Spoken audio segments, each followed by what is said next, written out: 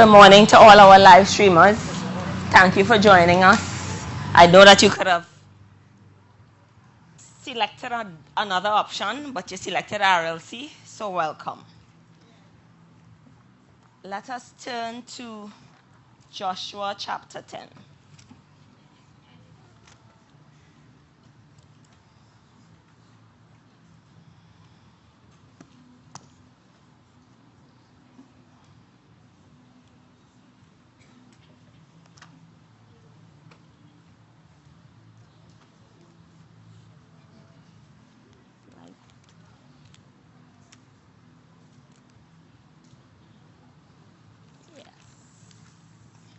We're going to talk about today the fight for your recovery.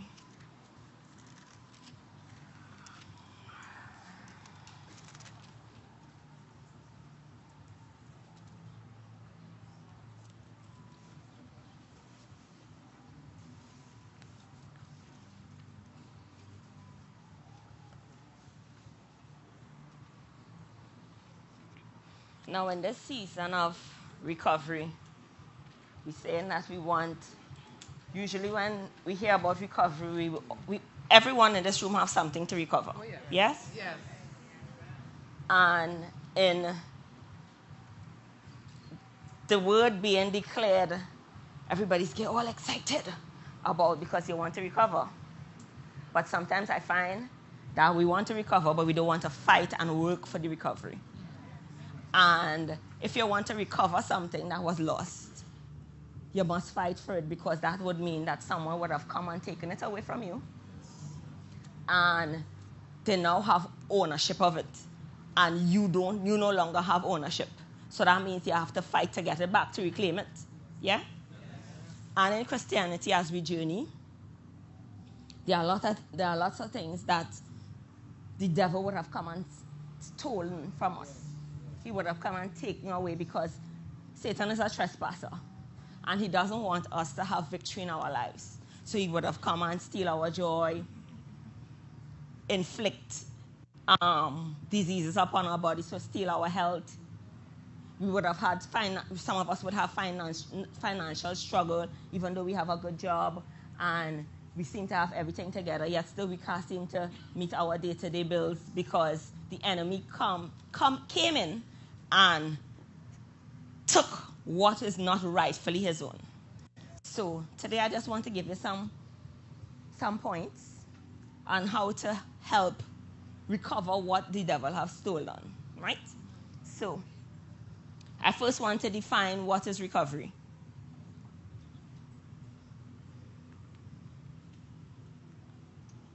Recovery means to return to its original state of mind, health, or strength, or the action or process of regaining possession or control of something lost or stolen.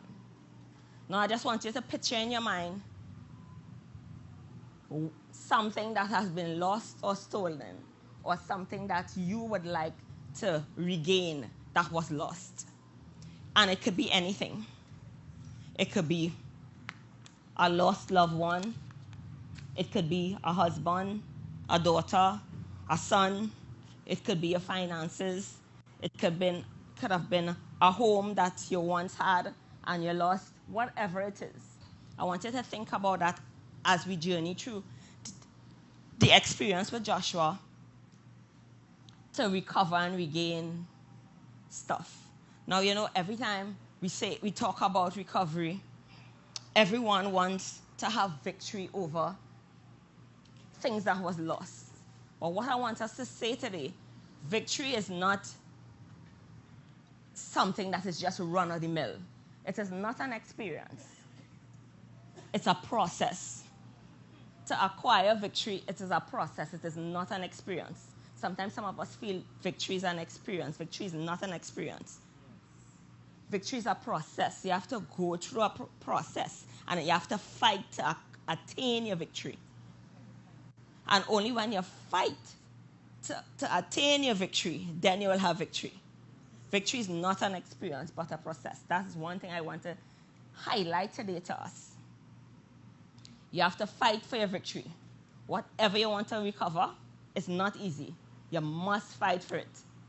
You can't just sit down and be lax and be comfortable and say, I want victory, but you ain't fighting. Yeah. The Bible says we wrestle not against flesh and blood, but against principalities, powers, rulers of the darkness, spiritual wickedness in high places. So that says to me, as a believer, that we are in a continuous fight. And the Bible also defines us as soldiers. And if the Bible defines us as soldiers, that means that we are in a constant fight. So let's go to Joshua 10 and we'll take it from 12.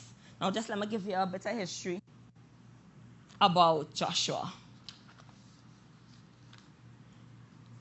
Joshua took over from Moses. Moses was the leader of the children of Israel. Now the children of Israel was in bondage for many, many years under the hand of Pharaoh. And God rose up Moses to take the children out of bondage and take them to the promised land. The children of Israel went through the wilderness, and in getting to the wilderness, Moses led them to the wilderness and across to the Red Sea, and Moses died. God rose up Joshua.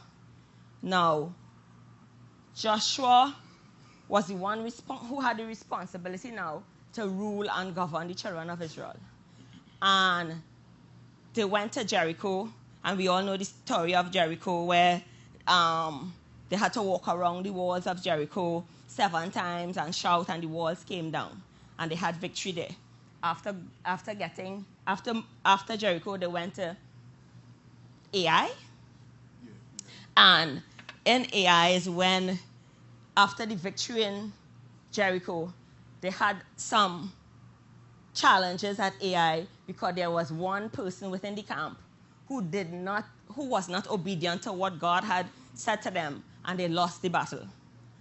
Joshua became confused as to why we lose this battle. These people are much less than what we came up against in Jericho. God spoke to him, told him, well, because of the sin of Achan, Joshua dealt with that, killed Achan, all his family. They eventually got the victory. So they're now at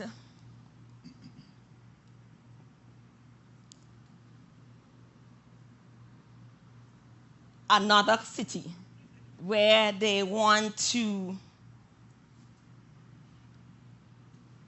The expedition of Joshua is that he was there to take over cities that they had lost. The children of Israel had lost long time ago. And God had promised them that he's going to take them to the promised land. So they were journeying towards the promised land, but in journeying to the promised land, there were cities that they had to conquer, right? So that's it in a nutshell. That's the summary, right? So we're going to 10, verse 12.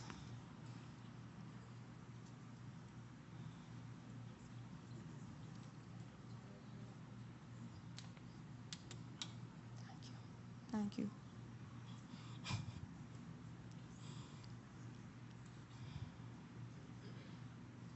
We all there? Yes.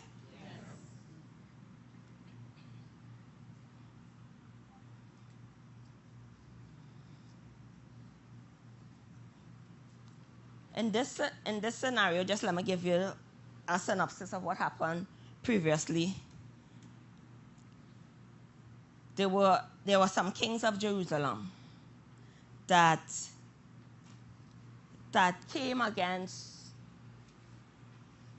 When Joshua came to Jerusalem, what had happened is that because they heard word went out that of Joshua's and their victory in Jericho and Ai. And these kings became concerned over the fact that Joshua and they were coming into their city. And well, the expected results was, okay, Joshua is going to come, take over the city, kill all of us. So what had happened is that they decided that this will not happen to us. So they decide to form an conglomerate allies to come against Joshua. So we read, then Joshua spoke to the Lord in the day when the Lord delivered the Amorites before the children of Israel. And he said in the sight of Israel, sun, stand still over Gibeon, and moon in the valley of Ajalon. So the sun stood still and the moon stopped, till the people had revenge upon their enemies.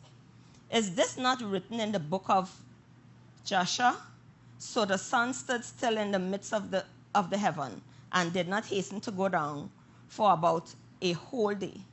And then there had been no day like that before or after it, that the Lord heeded to the voice of a man, for the Lord fought for Israel. Then Joshua returned to all Israel with him, the camp of Gilgal. But these 5 kings had fled and hidden themselves in the cave at Makkedah. And it was told Joshua, saying, the 5 kings have been found hidden in the cave of Makkedah. So Joshua said, roll large stones against the mouth of the cave, and set men by it to guard them. And do not stay here yourself, but pursue your enemies and attack their rear guard. Do not allow them to enter the city, for the Lord your God had delivered them into your hands. So, Joshua, we saw God was with Joshua. We saw signs and wonders happening with Joshua, because an average person cannot tell the sun and the moon to stop, and it stopped, so that you could end a battle. The mere fact God had done this, and he had done this for Joshua. God was with Joshua. So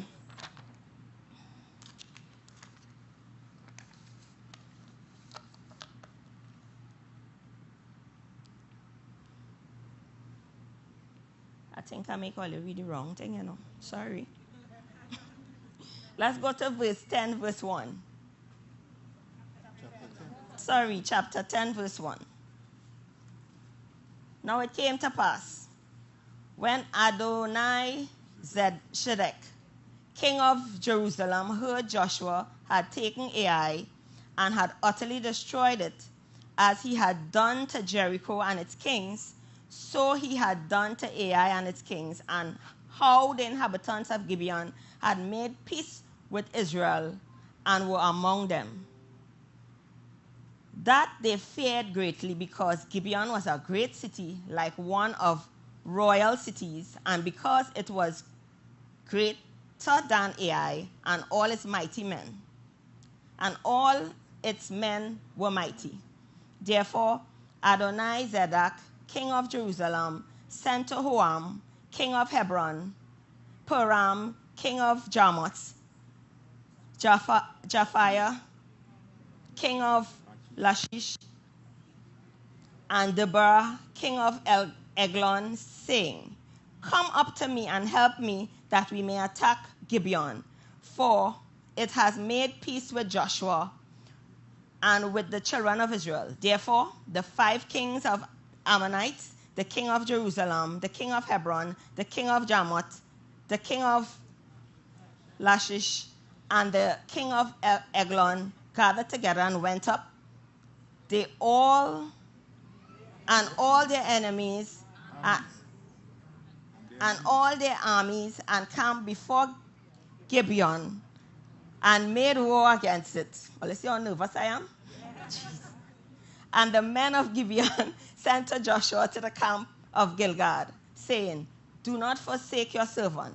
Come up to us quickly and give us help, for all the kings of the Ammonites were well in the mountains, have gathered together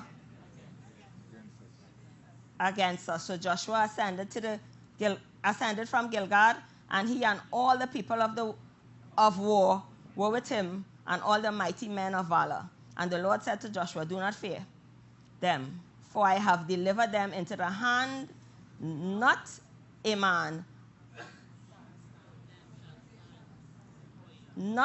of them shall stand before you. Joshua therefore came upon them suddenly, having marched all night from Gilgad. So the Lord routed them before Israel, killing them with a great slaughter at Gibeon, chased them along the road that goes to Beth Horon, and struck them down as at Azekah and Makkedah. And it happened, as they fled before Israel, and they were on the descent to Beth Horon, then the Lord cast down large hailstones from the heaven on them as far as Azekah, and they died. We'll stop there. We looked at verses 1 to 4, and it says, basically what happened is that Joshua had fought, and he showed up in Jerusalem. They heard of Joshua's great exploits. So they decided, Joshua is here to destroy us, so here's what will happen. We would not allow Joshua to destroy us the way that he destroyed Ai. So what they did is forge an alliance together. And let me just read that part for you.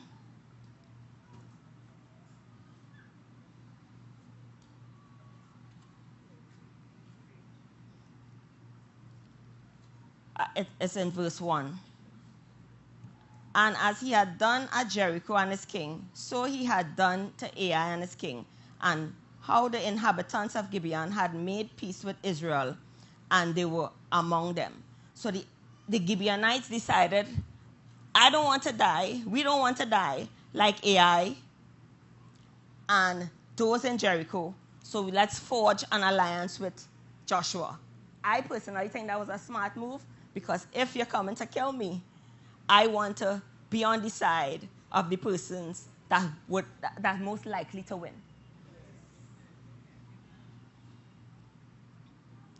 So, point inside of that would be, in the midst of your fight towards recovery, you need to get allies to join with you to fight. Because sometimes most times you can't fight alone. Because what the devil is going to bring against you, because remember, this is a fight towards your destiny. Yeah, a fight towards the finish. And in fighting towards the finish, what the devil is going to bring and cause to come against you, most times is greater than what you alone can handle. Greater than what one individual can handle. So, in your fight towards recovery, get allies to join with you to fight. And I know most times we're kind of apprehensive. Not that we don't like, we tend to be apprehensive about having people know our business. But I just want to say this. With Jesus all up inside of us, just remember that your mommy inside of you, your daddy inside of you, your grandmother inside of you, your grandfather inside of you. And when I say that I mean all the generations that your mother have, your father have, your grandfather have, all the Jesus that is in you. You have to remember you had those demons to fight with. And we all have demons to fight with. We all have demons to conquer. We all have demons from our generations to deal with. So, I am just saying, and sometimes some of those generational issues are greater than others. So I would recommend that sometimes we forge an alliance with someone who you trust, of course, because sometimes it could be weighty issues. Someone who you trust to forge an alliance with you to fight towards your destiny, towards recovery. Yeah? The scripture says 1 can chase 1,000. 2 can chase 10,000. If you get 3, it seems as though it's in thousands. Because 1, 1,000, 2, 10,000, 3 will be 100,000 or so. Yeah. So the more you get, the stronger your camp would be, and the more enemies you could fight. Yeah? Wipe my forehead.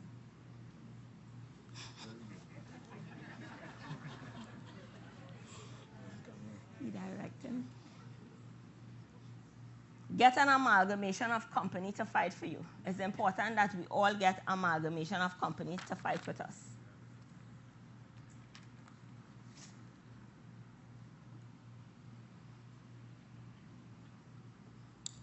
(10:5) says, therefore, the 5 kings of the Amorites, the king of Jerusalem, the king of Hebron, the king of Jarmuth, and the king of Lachish, and the king of Eglon gathered together and went up, they all and their armies, and camped before Gibeon and make war against it.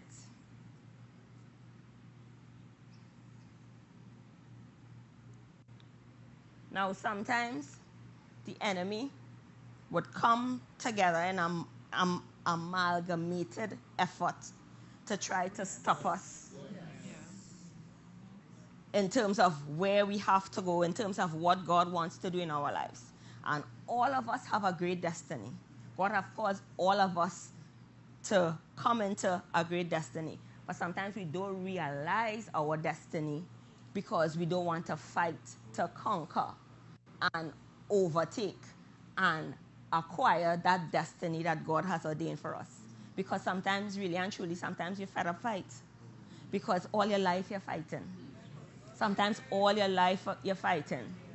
You're fighting from age 0 to 10. In the womb you're fighting. You had to fight 1,000,000 sperm to come to get that one egg. So you're fighting in the womb. You come out, you're fighting. You reach age 10, you're fighting. Age 15, you're fighting. Age 20, you're fighting. Age 25, you're fighting. Age 30, you're fighting. All your life, you're fighting. So sometimes you just get weary. You just get weary. And you know what? You have some injuries. You have injuries in your heart. You have injuries in your mind. You have injuries in your emotions. So you're just tired and weary. So some of us put up blocks. And we don't get to see the true essence of the human and the God that God has created and the person that God has created you to be. Because you're just tired fighting because of the hurt and the injuries and the pain and all the things that came, all the wind balls life through. You're just tired. So you go into a church and we just cannot see your blossom into what God has called you to do because you're just beaten up. And so many challenges. So you're tired. And because you're tired, you put up a wall and you don't allow people access into the person who God has ordained you to be. So the person who God has ordained you to be, shut down. Literally shut down and on standstill. Literally shut down and on standstill. That is not what God wants for us. Because if we're recovering, we're talking about recovery, and most of the time we talk about recovery of tangibles. I want to recover money, I want to recover my car, I want to recover a house, but we don't ever think about the intangibles. And it's the intangibles is the thing that God is really wants for you to recover. It's the intangibles is what God is going after. The pain and the hurt. He wants to bring back joy from the sadness. Yeah? The love that you used to have. You don't have it no more. That's what God wants to restore. That's what he wants to recover in our lives. So I'm just encouraging us that while on our way towards recovery, because of the level of destruction the enemy would want to bring into our life, we must join forces with our allies. Whoever your ally will be. I don't know who your ally is. I don't know who is your partner. I don't know who is your body. We need to have a body system Because sometimes the kind of things are coming at us and the devil don't care about us. He don't care about us. He would bring sickness. He would bring pain. He would bring hurt. He would bring hatred. Whatever he would bring your way to destroy you and deter you from not reaching your destiny, your God-given purpose. Remember, God has given all of us a promise. Just like Joshua.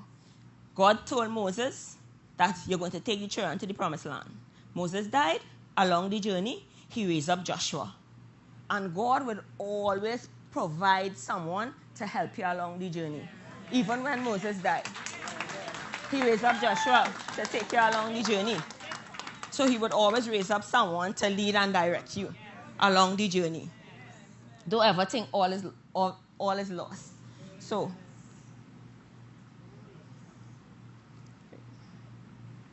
that's now I don't think my points.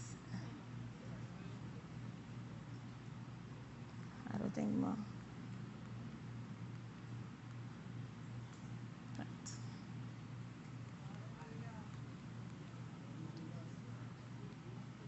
Right.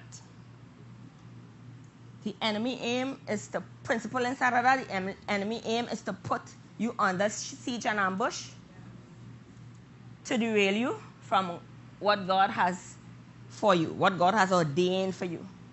The aim of the enemy is to put you under siege and ambush. The enemy really, really and truly don't care about you. So his aim is to put you under ambush and siege to derail you from what God has ordained for you. These 5 kings decided that they're going to come together and war against the children of Israel and the Gibeonites.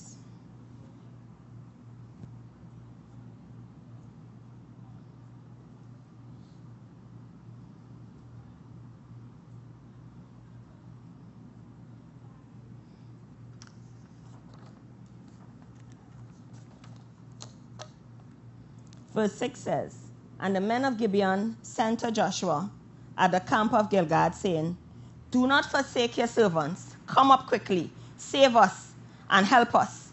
For all the kings of the Amorites who dwell in the mountains have gathered together against us.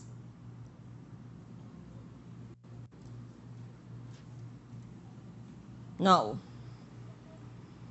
apparently, they decided to fight against the Gibeonites. So the Gibeonites decided that, hey, we can't fight this alone. So they decided to call for Joshua.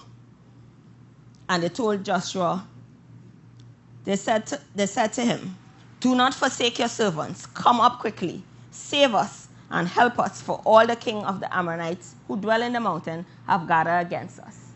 Now there comes a time in your fight. Now remember, Joshua was the leader, right? We see all of that. Joshua was the leader. He led the children of Israel. The Gibeonites decided to join forces with the children of Israel because they feared for their life, right? And this shocked the 5 kings because they said that, how can the Gibeonites do this? They're a lot stronger. They're much bigger than the children, a much bigger army than the children of Israel, and they had mighty men in their camp. That's what it said in the earlier chapters. Now, when the Ammonites were fighting against the Gibeonites, they decided that they're going to call for Joshua. There comes a point in time during your fight that there will be a need to seek help from leadership. There comes a point in time in your fight when you would need help from your leadership because your allies, your buddies, your friends cannot help you at that point in time. They would not be able to help you. You need greater strength. You need a greater force to reckon with. And Joshua was a man of God. He had miracles happening.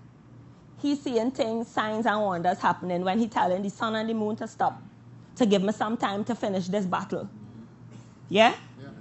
So, and they heard, remember, word went out of all Joshua and the children of Israel exploits. So they would have heard of these things that Joshua telling the sun and the moon, because it said he stand before the people and spoke openly and told the sun and the moon to stop. So everybody heard about the exploits that was happening with Joshua.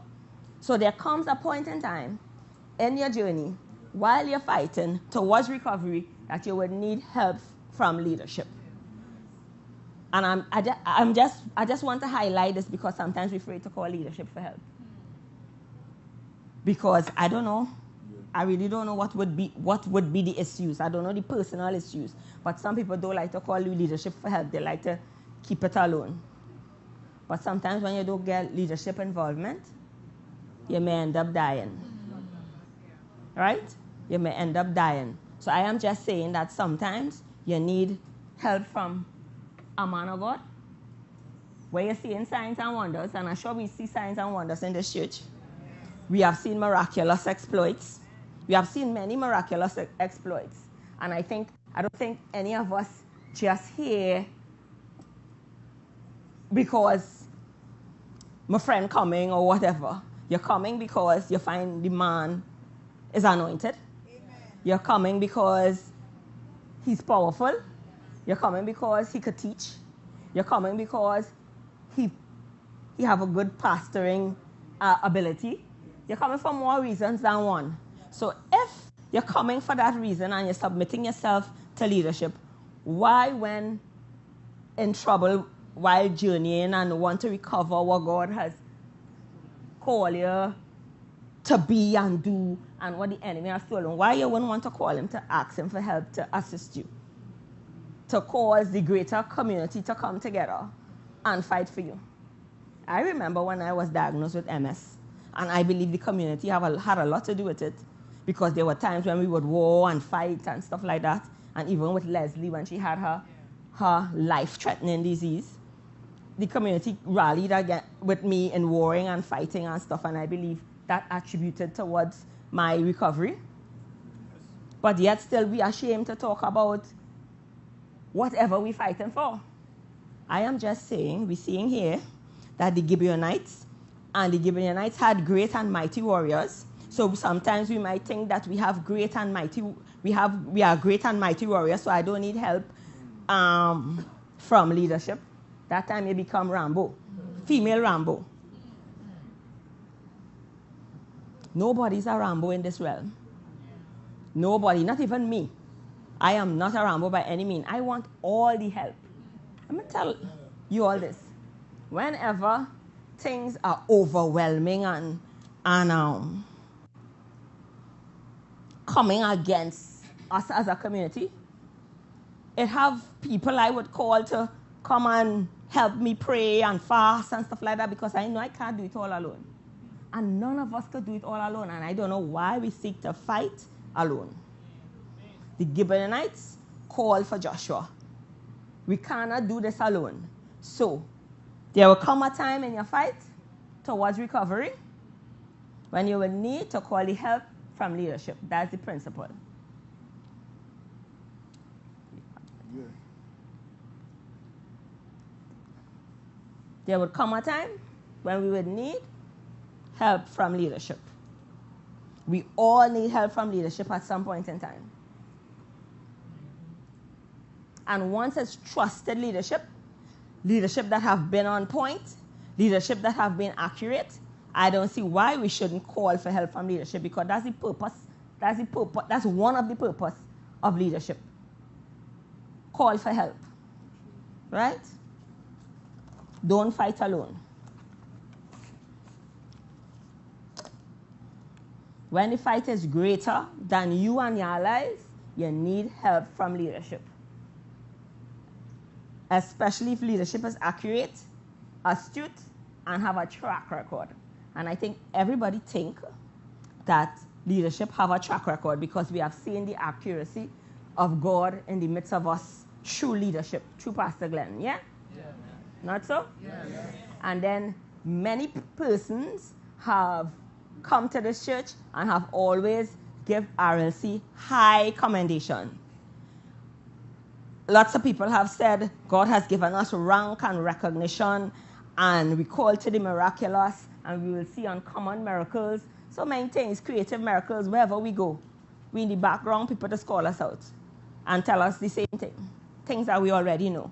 So we know for a fact that we have a track record, and we have them all recorded in our prophetic archives. So I don't see why we should, when we in a situation and we need help from leadership, we don't call. So verses 7. Short time. Good. Verse 7. So Joshua ascended from Gilgad, he and all the people of war with him, and all his mighty men of valor. And the Lord said to Joshua, do not fear them, for I have delivered them into your hand. Not a man of them shall stand before you. Now Joshua had a word from God. And he had this word before, because he would have been journeying with Moses, and God would have told Moses, I am taking you and the children of Israel to the promised land. So Joshua knew the word from Moses. He take over from Moses, so he had that in his mind. But from time to time, God has had to remind us of the word that he has given us. Because sometimes there might be a lull. And you have the promise of God in your heart, but you're not seeing it coming to pass. And just on the brink when God is about to do it, he would just give you a word, a reminder. Remember, I said to you that I'm going to give you the promised land, or I'm going to take you towards becoming a pastor or a prophet, or whatever the promise God has given you. You alone know. I wouldn't know what the promise that God has given to you as individuals. But always remember that God would continuously remind you over time.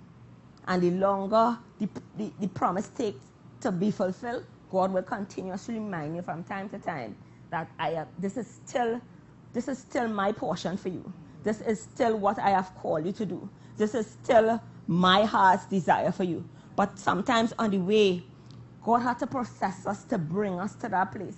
Those things don't happen automatically.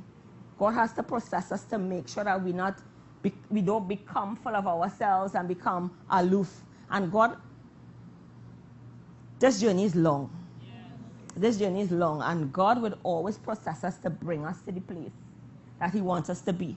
And the greater the promise, the greater the thing that he has called you to do, the more processing you have to go through. But most of us don't like to go through processing. We want it in bow tie and a nice box, gift wrap, with a nice card, with nice words. But we don't want the processing to get to great. We want greatness, but we don't want to be processed to greatness. We don't want the processing. Because this thing too hard, boy. This thing too tight. We don't want the processing for greatness. But if you want it, to whom much is given, much is required. That's the word. To whom much is given, much is required. And you cannot get to greatness without processing. And it comes with a price. And the greater the call, the greater the price. And even in journeying towards the finish, you had to be processed. Because Christ was processed when he went to his finish. And that processing was hard. I am sure most of us can't even go through the kind of processing Christ went through. First to begin, he died a death that he wasn't deserving of. He was with a bunch of guys for 3.5 years. They saw him do miraculous things. He showed them love, helped them along the way, yet still he was denied and betrayed. They beat him, hung him on the tree. They tell him all kind of things. That was processing to get to his finish. So if Christ did it, and he is our example and our hallmark, we have to be processed as well to get to the finish. And that's why we have to continue to fight. Because the journey is not an easy one, but it's a rewarding one. Yes. It's not an easy one, but it's rewarding. Because after he was processed, he's now seated in heavenly places. Right hand of the God the Father. So it is rewarding. The process would be long and hard, but it would be rewarding. It would not be easy, but it would be rewarding. Right? Always keep that in the back of your mind, that it is going to be rewarding. So God gave Joshua a word.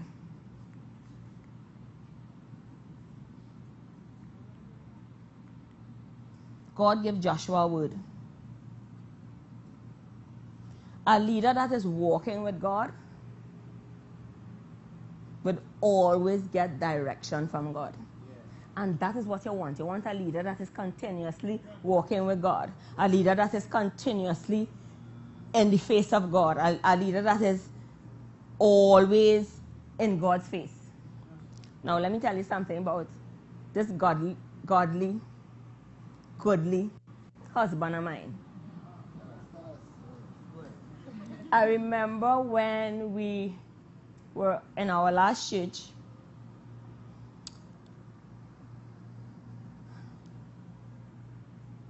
at early in the marriage, I didn't understand why he would take so long to make a decision. I never understand why he would take so long. But I've learned to appreciate it now. Because I've always seen it being on time, and I've always seen that it's God. On time and God. I remember when I wanted to leave the church, he knew we had to leave. But every time I would ask him, so when we leaving, he would come home and we would talk, and then my question would be, so when we leaving? Baby, we waiting on God's timing. Okay, 1 year went by. He would come home, we would talk. So baby, when we leaving? Baby, we waiting on God's timing. 2 years went by.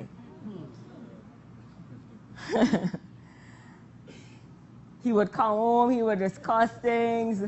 This time my backpack, it's in the trunk of the car and the driver's seat. No, passenger seat. And the passenger seat waiting on the driver. He would come home, have conversations. Baby, when we leaving? Baby, we waiting on God. I said in my mind, 3 years, 3 years, 3 years, and we still waiting on God. 3 years and we still waiting on God, right? That is me in my mind. 3 years and we waiting on God. Okay. So, time went by. I prayed. I saying, God, I drying up like a biscuit. I go into church, and I go into church and I get vexed. And I saying, Lord, this shouldn't be happening. I shouldn't be going to church and getting vexed. I shouldn't be going to church. I should be going to church and be happy.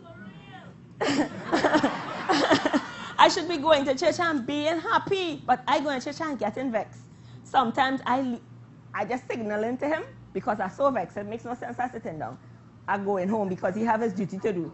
So I tell him I'm going home. And I'm walking home and I'm mad. I say, Lord, I know we have to wait on you, right? And I know under the direction and leadership of my husband. I appreciate that he's waiting on you, Lord, but you have to do something for me because I drying up like a biscuit.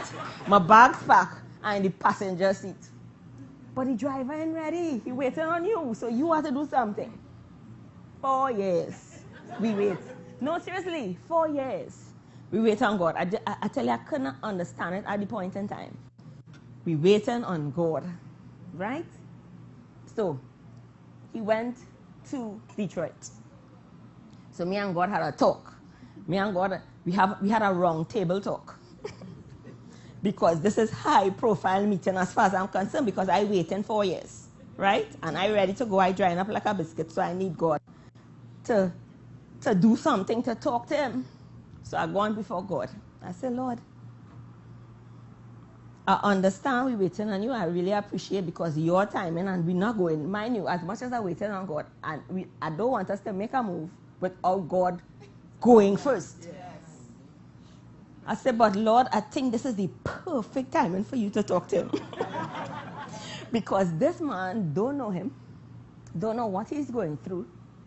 So if you only give him a sneak peek of what's going on and give him a word, maybe, just maybe. I'm not telling you how to do your work, but just maybe you could just tell him something. Give him some kind of encouragement. I'm drying up, Lord. I appreciate the fact that what the last church did, I really appreciated, but a concern on my spiritual life because I dried up like a biscuit.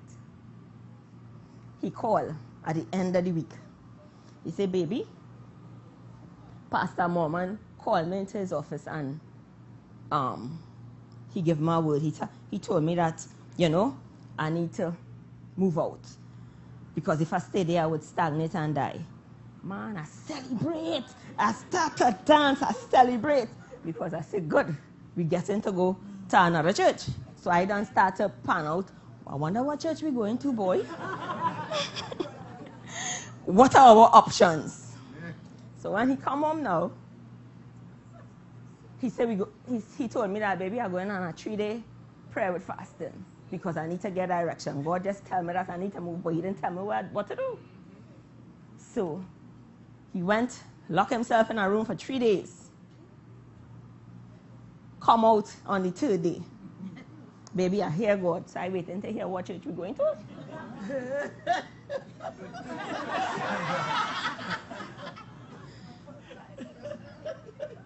Tell me we're going to start church. I was like, what?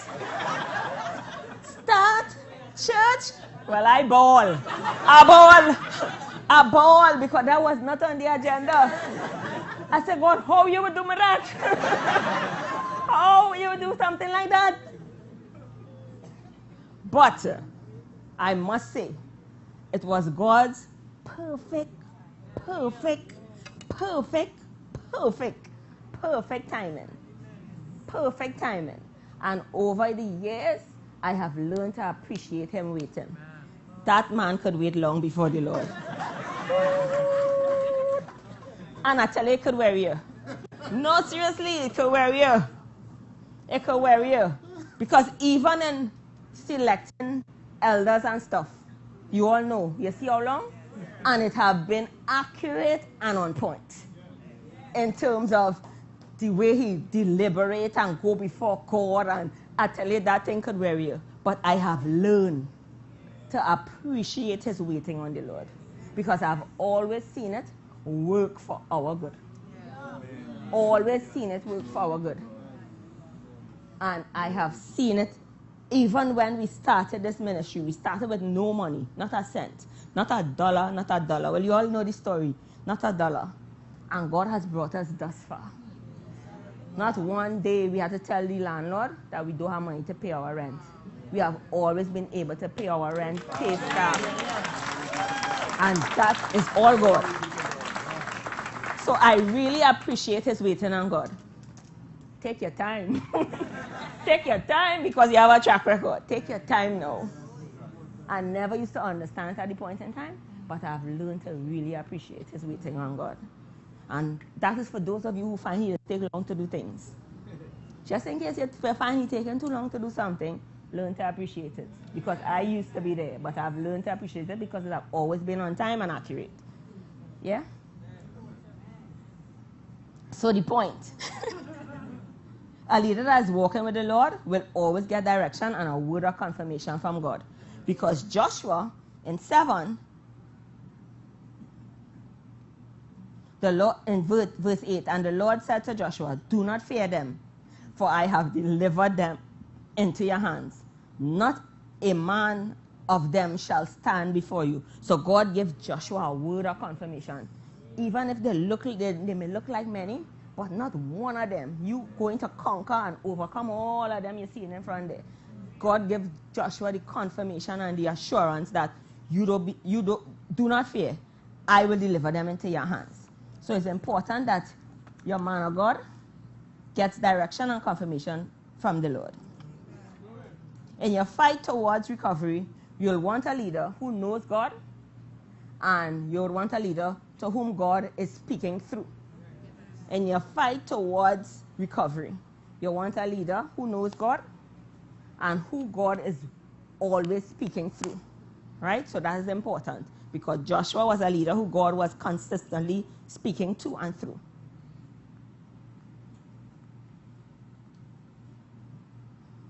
For those of you who want to write. Verse 11.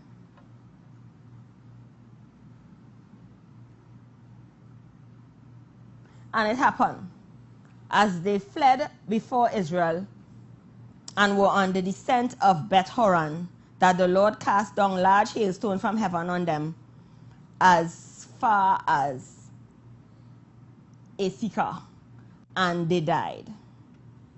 Now, in the midst of your journeying, you have to remember that your journeying towards recovery, you remember that God will always work miraculous signs on your behalf, all the time. He may send somebody to give you a timely word of encouragement. He may send somebody to bless you with some finances because you may have a huge doctor bill to pay and you don't know where the money coming from.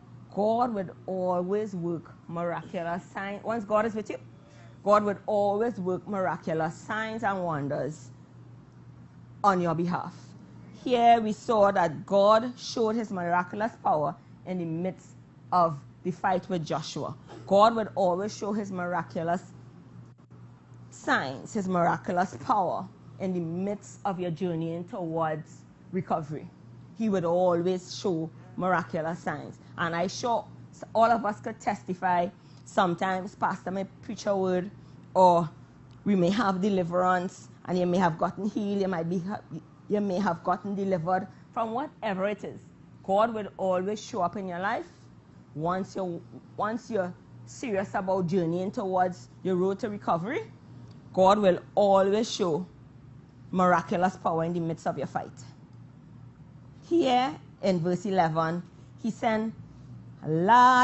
cast down large hailstones from heaven and caused the enemies of Joshua and the Gibeonites to die.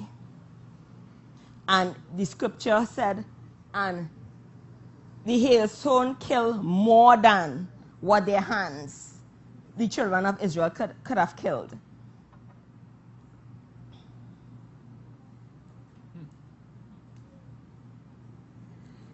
There were more who died from hailstone than the children of Israel killed with their swords. So God will always show his mighty works in the midst of you as you journey towards recovery. Right? Miraculous signs and wonders.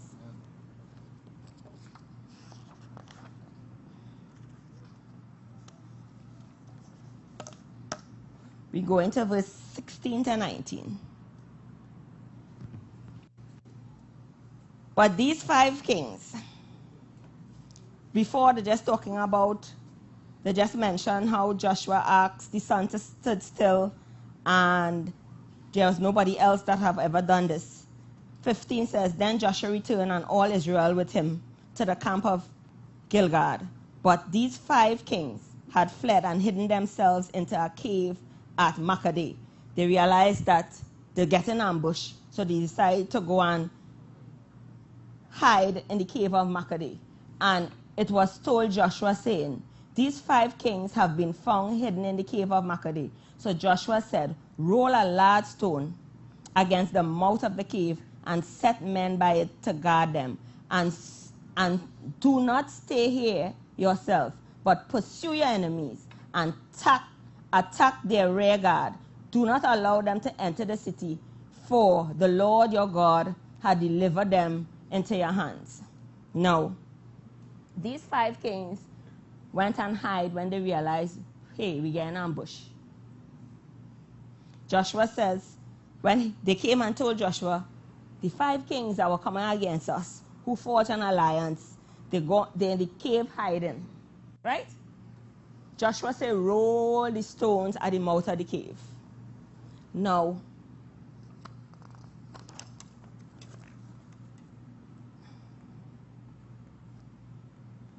the kings represent in this, what I want the kings to represent is stuff that come against you with rank. High profile stuff, because kings represents authority. So things that are high powered, things that are authority that would come into your life to rule and dominate and take your focus away. Because they came to tell Joshua that, hey, the king's in the cave.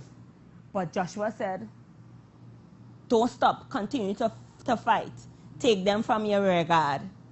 So things in your life as your journey towards recovery, things that are high profile, that has authority and rank, would come to cause you to deviate and lose your focus from off your pursuit, from off your fight.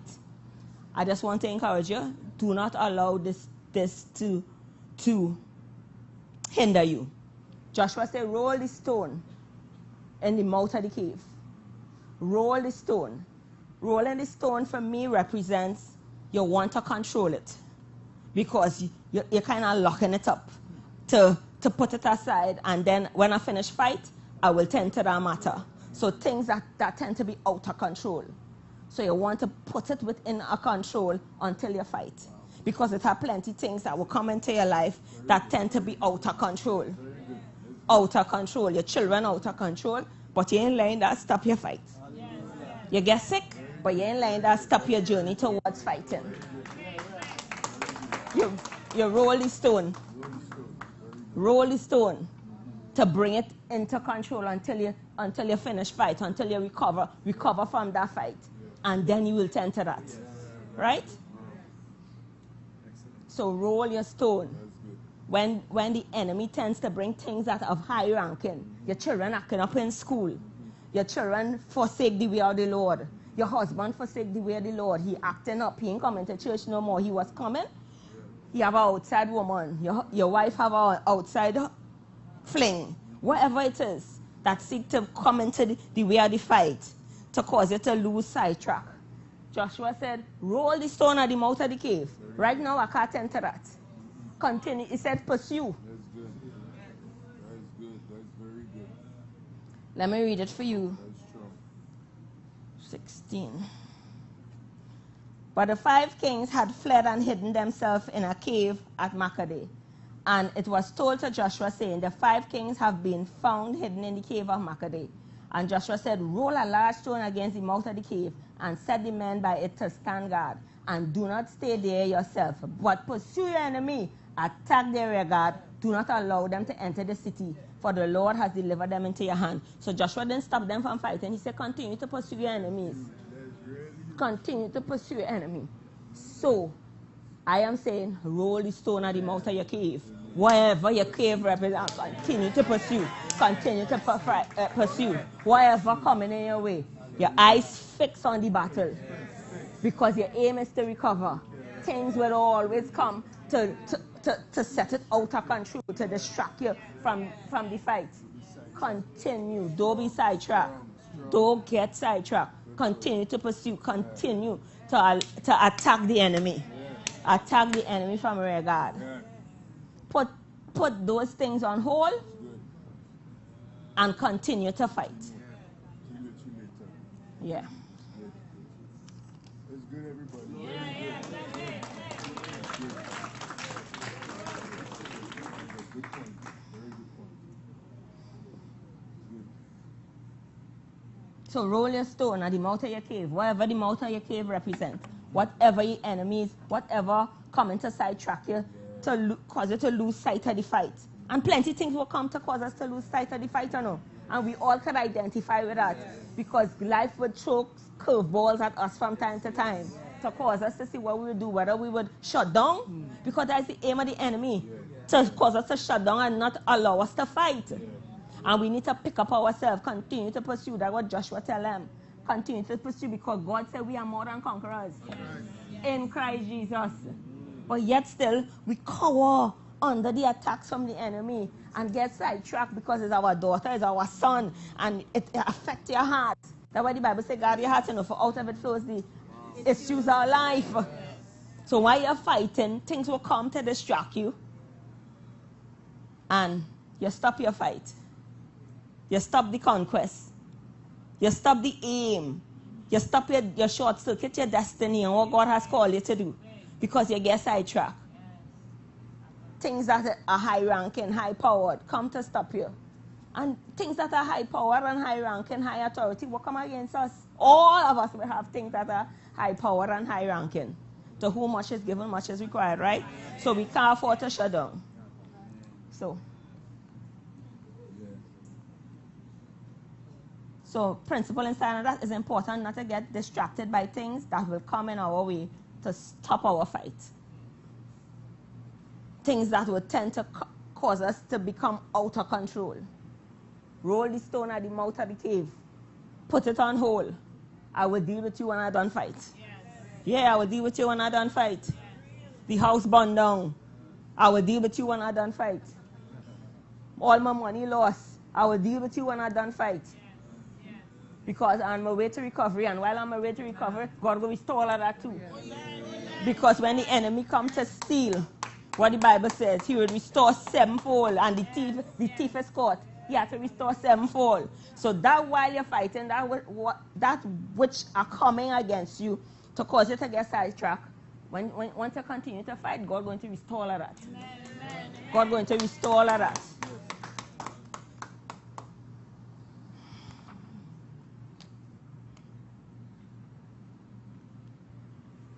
So that was my last word. I finished on time. Yes, well done, well done.